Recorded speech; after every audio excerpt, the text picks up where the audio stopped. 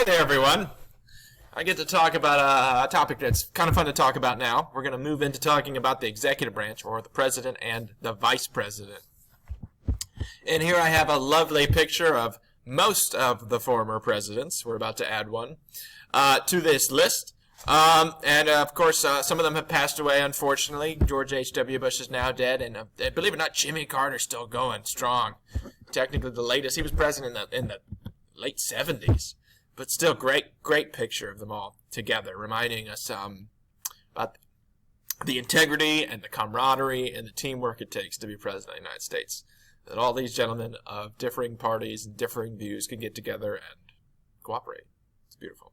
Anyways, I'm getting off my high horse. So the president's term and salary. What we're going to do is basically talk to you about the office today. And then we're going to talk about what the president has the power to do in later weeks. So originally the Constitution didn't specify how many 4-year terms the president could have. George Washington set a long precedent when he served for 8 years and then refused to run for a third term. Now the tradition of serving only 2 terms lasted 150 years.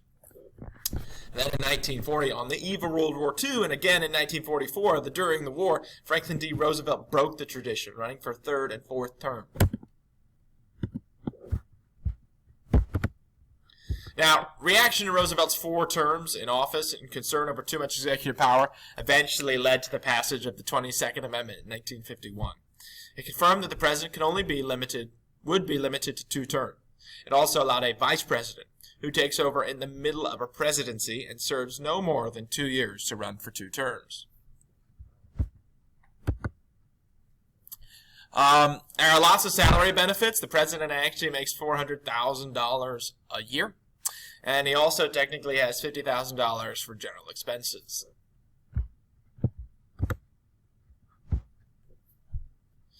Other benefits, some necessary for security reasons, are provided. For example, Air Force One, an especially equipped jet that can survive missiles and blasts, as well as other planes, helicopters, and a limousine. The Beast, I got lots of pictures of.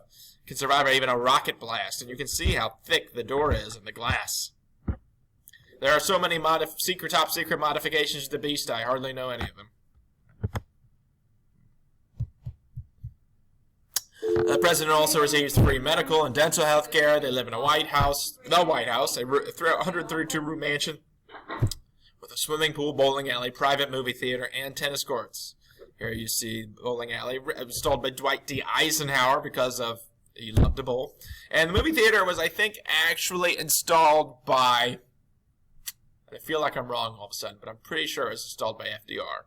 Obviously, film was becoming more important, and even before television, newsreels showed the news and footage of the day in the theater, so a theater would actually have been extremely important to have had.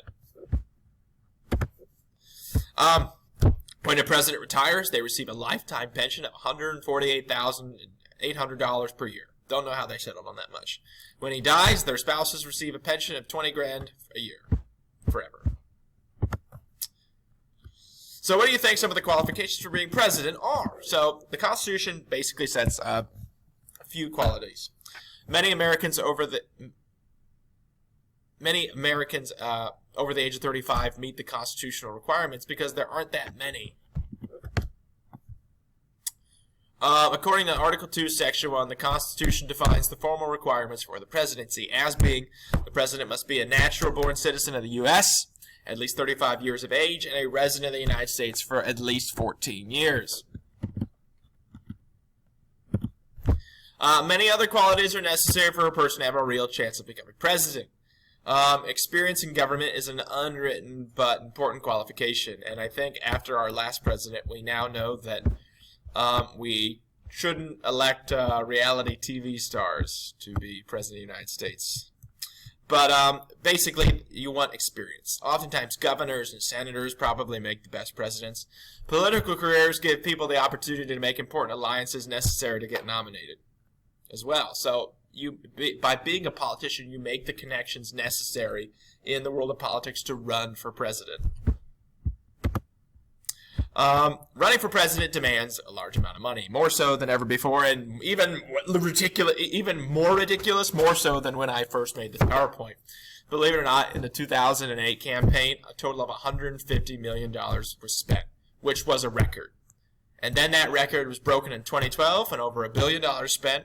And in almost 2, I think. And then in 2016, when I think like $7 or $8 billion were spent, and I have absolutely no idea how much spent in 2020, but if I was betting my bottom dollars, I'd say more. And a lot of people have actually talked about establishing some rules to rein in the outrageous expenses, because running for the president should not cost. I mean, running for any public office should not be a multi-billion-dollar experience. Anyways, that's just my opinion. Extremely liberal or extremely conservative candidates have little chance of being elected, and the major parties usually choose candidates who are moderates because they appeal to the middle candidates that could vote either way, therefore attracting more votes. Explained that. In the past, presidents have come from Northern European backgrounds, and a few have been from poor families, such as Abraham Lincoln, Harry Truman, Bill Clinton. Several have come from wealthy families, such as Franklin D. Roosevelt, John F. Kennedy, and most have been actually from the middle class. Most presidents have been male, white, Protestant, financially successful. 2 differing ones are JFK, who's Catholic, and of course, Barack Obama, who's African American. So 8 presidents have died in office. 4 were assassinated, 4 died of natural causes. After JFK was assassinated in 1963, the nation realized that the Constitution's rules for presidential succession were inadequate. They enacted the 25th Amendment, which stipulated specifically, without a question, that the vice president succeeds the president of the United States. And this first, at least the 25th Amendment first came into play when Richard Nixon resigned and Gerald Ford was later made president of the United States. And also, the 25th Amendment helped establish a line of presidential succession. And you see this listed here. All these people could hypothetically become president of the United States if these people die in here, which is an incredible honor. So, the method for selecting the president was debated at length during the Constitutional Convention and often confuses most unastute political people today. The founders were scared of having everyone vote. It's the truth. They just thought we were all too dumb to select such an important position. And in colonial times, no national news, media, radio, or television existed, so candidates were almost unknown to the voters in general. Some leaders believed that candidates who were popular with the average voter might not make good presidents. After weeks of debate, they set up the Electoral College system, which elected the president indirectly. Essentially, each state legislature would set up a method for choosing state electors.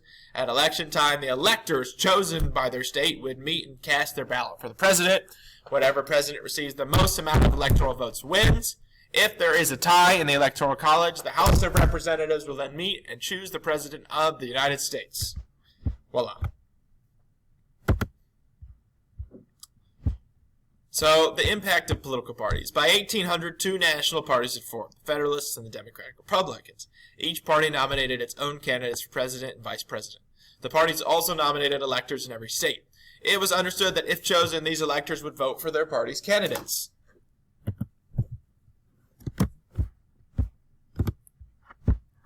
Now, the Electoral College system is still the method used today. Parties choose their nominees for president in conventions held in the late summer.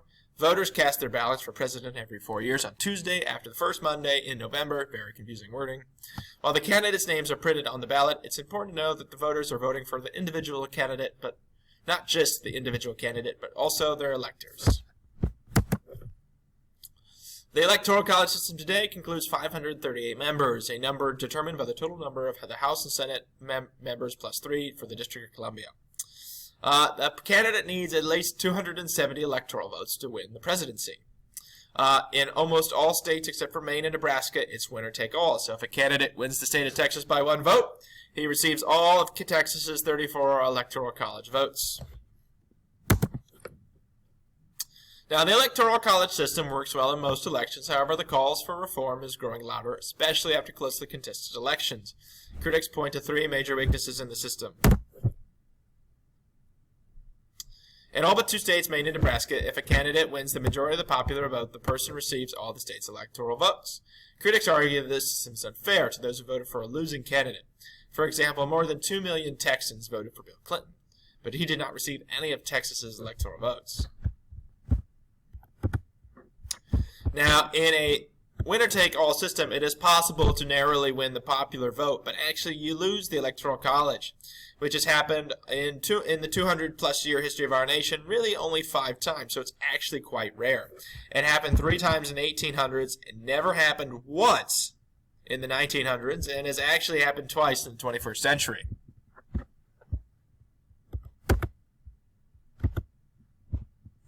YouTube video in case you need to know more about the Electoral College. A map that explains how much all the states are worth. You should know. Cool. Also, third-party candidates. When a third-party candidate is a strong potential contender, other problems can arise. A third-party candidate could win enough electoral votes to prevent either a majority-party candidate from receiving a majority of the electoral votes. The third party could then bargain to release electoral votes to one of the major party candidates. Now, when the House of Representatives must decide a presidential election, each state casts 1 vote. The candidate who receives 26 or more votes wins. Election by the House has 3 problems. First, states with small populations have as much weight as populous states. 2, if a majority of the state's representatives cannot decide on a candidate, that state then loses its vote.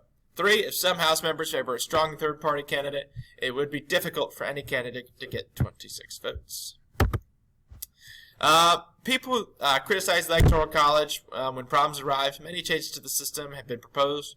One idea is to choose electors from congressional districts. Each state would have 2 electors' votes, plus 1 vote for each congressional district in the state. The candidate with the most votes in a congressional district would win its electoral vote. Then the candidate with the most electoral votes in a state would receive 2 electoral votes statewide. Another plan would propose that a presidential candidate would win the same share of the state's electoral vote. If a candidate captures 60% of the popular vote, they would get 60% of the electoral vote. Another plan is to do away with the Electoral College entirely. Instead, the people elect the president directly, by popular vote. It sounds obvious, but has been criticized on the grounds that it would greatly change the structure of the federal system. And that is it. Luckily, I made it before we ran out of time in this lecture. Please email me if you have any questions at kcrc@spartan.limacyschools.org. Peace out.